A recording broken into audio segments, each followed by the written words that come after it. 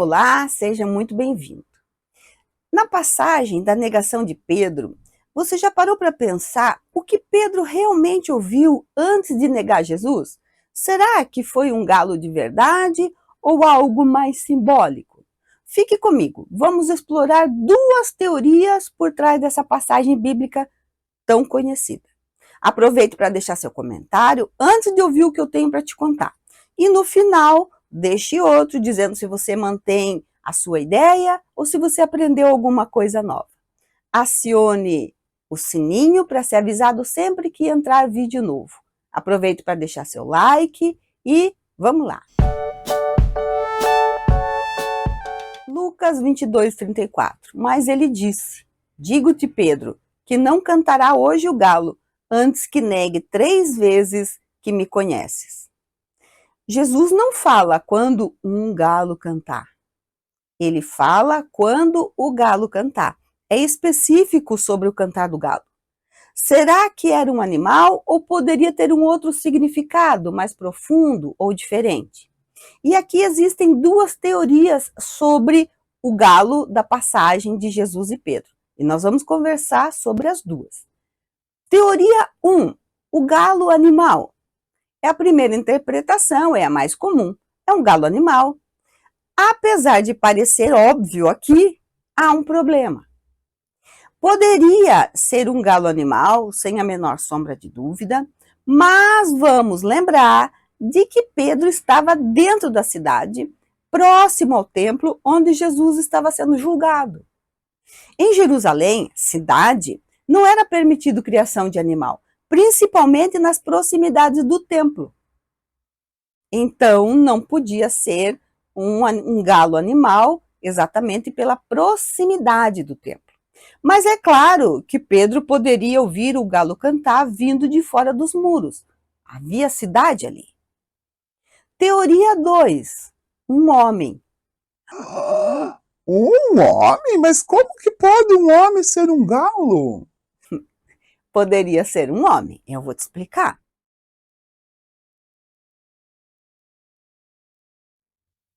Os levitas eram israelitas da tribo de Levi. E eles faziam todo o trabalho ligado ao templo. Eles eram descendentes de Arão, eram os únicos sacerdotes que podiam entrar no edifício do templo para oferecer os sacrifícios a Deus. E eles tinham funções de porteiro, guarda, administrador, músicos, líderes de louvor, e eles ensinavam as leis de Deus.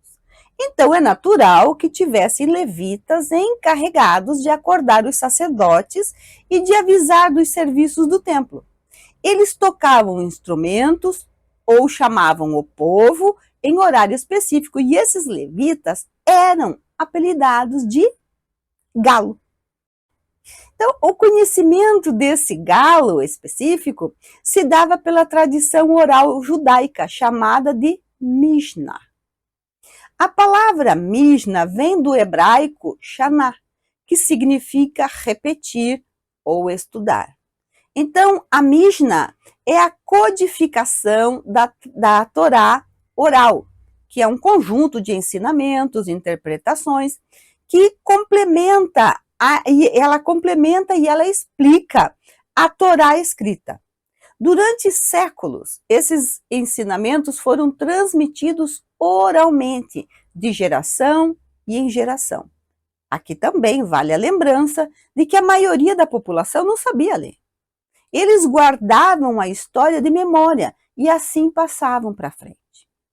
Um achado arqueológico próximo ao templo reforça essa teoria, que se torna mais plausível de que o galo que Pedro ouviu não era um animal, e sim um homem.